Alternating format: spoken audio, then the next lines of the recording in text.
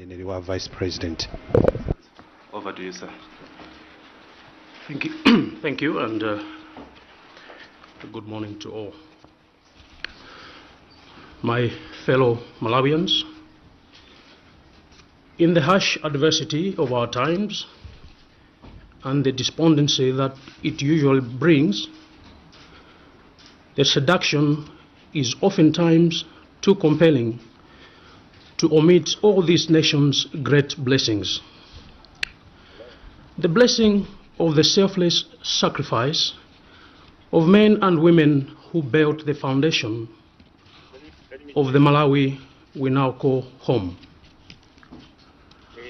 Whether it was the trail-blazing preacher from Magomero who refused through silence to be complicit in the suffering of his people, whether it was those who bravely faced the live muzzle of the colonizer's rifle in Kadabe in 1959, or the many men and women who perished in Malawi's lonely and cruel political prison cells, standing up to the oppression and tyranny of one of their own, or in the students and the Catholic bishops who stared down a 30-year-old autocracy and told it that they would have it no more.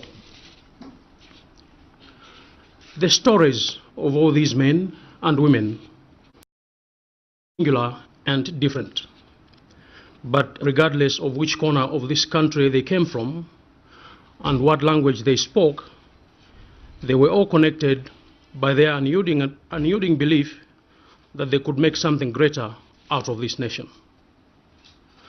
That through their earnest and honest efforts, they could guarantee to the masses of our people, that every child, regardless of its sex and the accident of where it was born, would have equal opportunities to make it in life.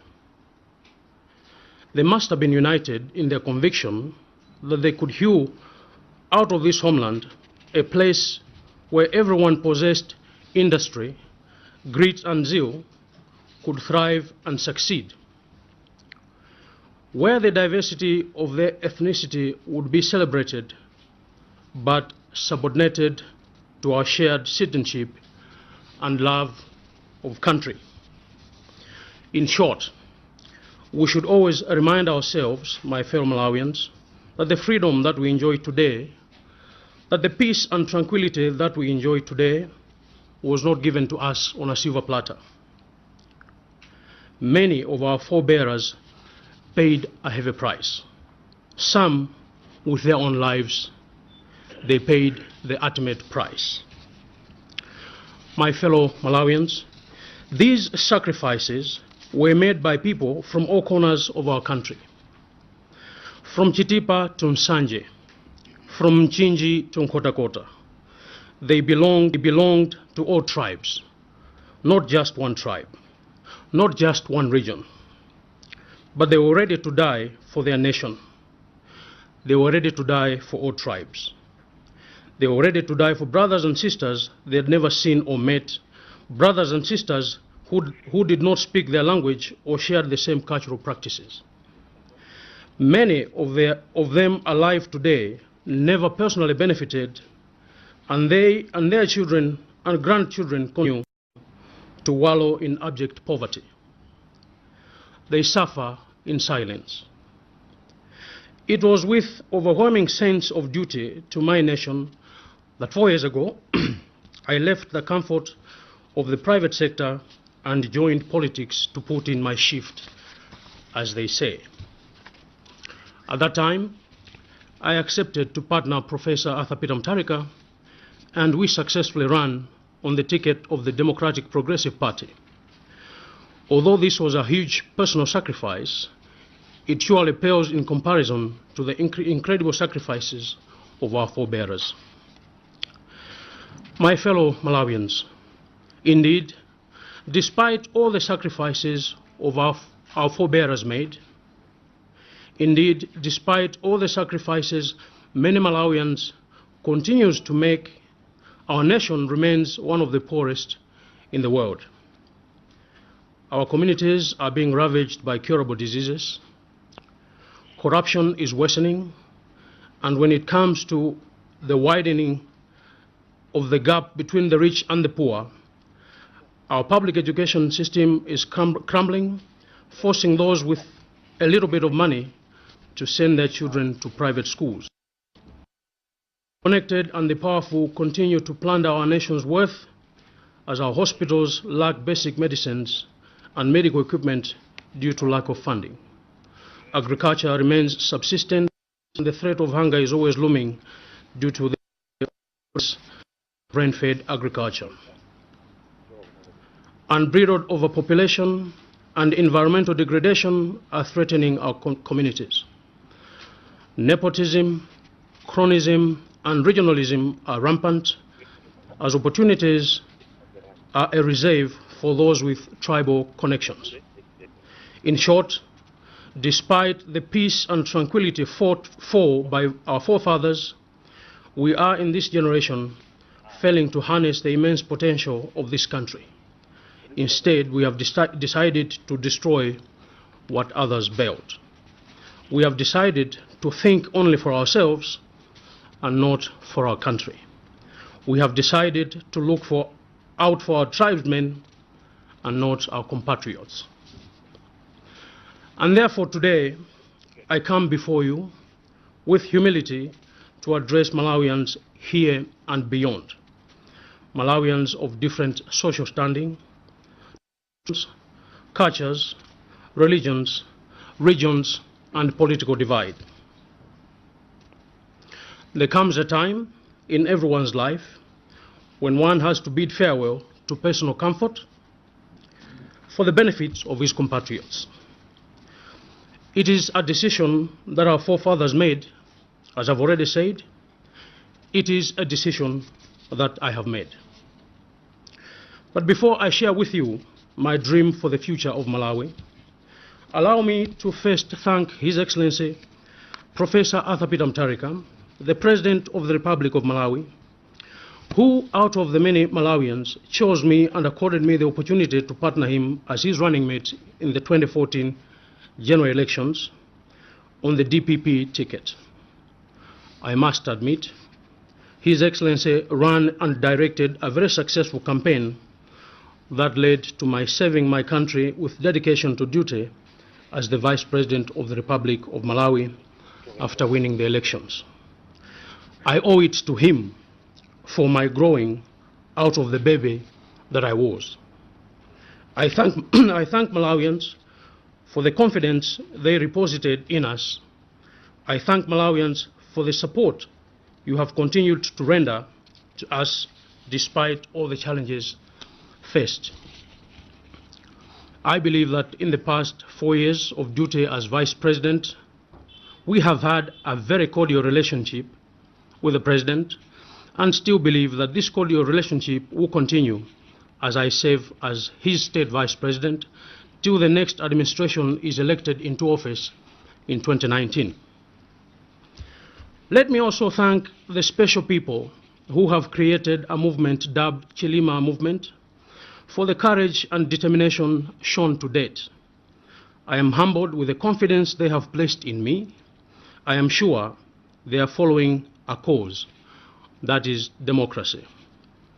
This is the democracy we fought for in 1992, that people should freely exercise their birthright to express their views without fear.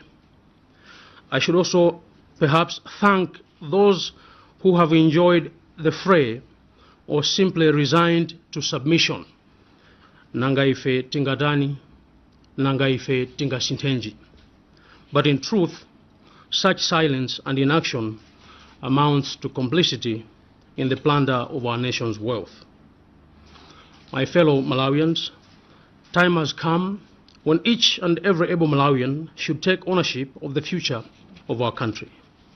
We must fight for a just Malawi, a Malawi that will indeed showcase milk and honey, a Malawi that will promote love, peace, unity, compassion, discipline, and self-esteem, A Malawi that knows no tribalism, nepotism, racism, and creed.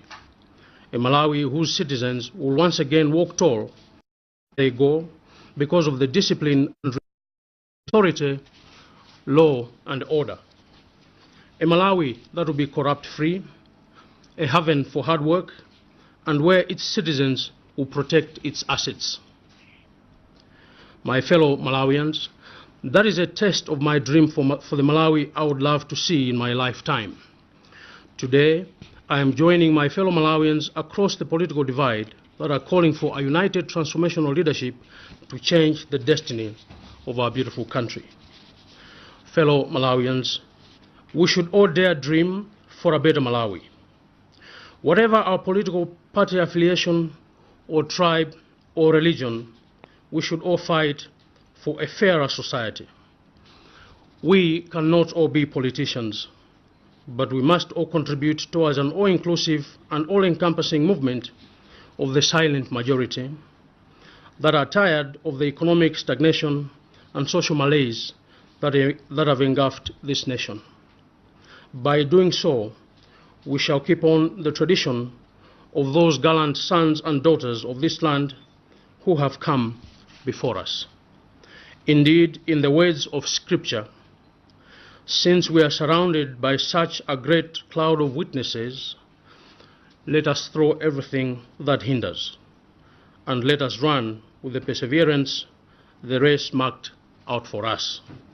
There must be an end to this moral decadence. Therefore, I would like to urge all Malawians of voting age to participate in the forthcoming general elections in 2019, beginning with registering to be eligible to vote. Yes, people will ask, you were right in the system, why did you not change things? This will be yet another discussion point, as I will shortly be sharing with you all, Malawians, my plans for the future. For now, as the DPP has announced that it will be holding its convention this June, I have decided not to contest on the DPP ticket for any position at the forthcoming party's convention, let alone challenging the president's candidacy. I wish all the delegates to the convention the best of luck and God's choicest blessings as they chart a new chapter in the DPP.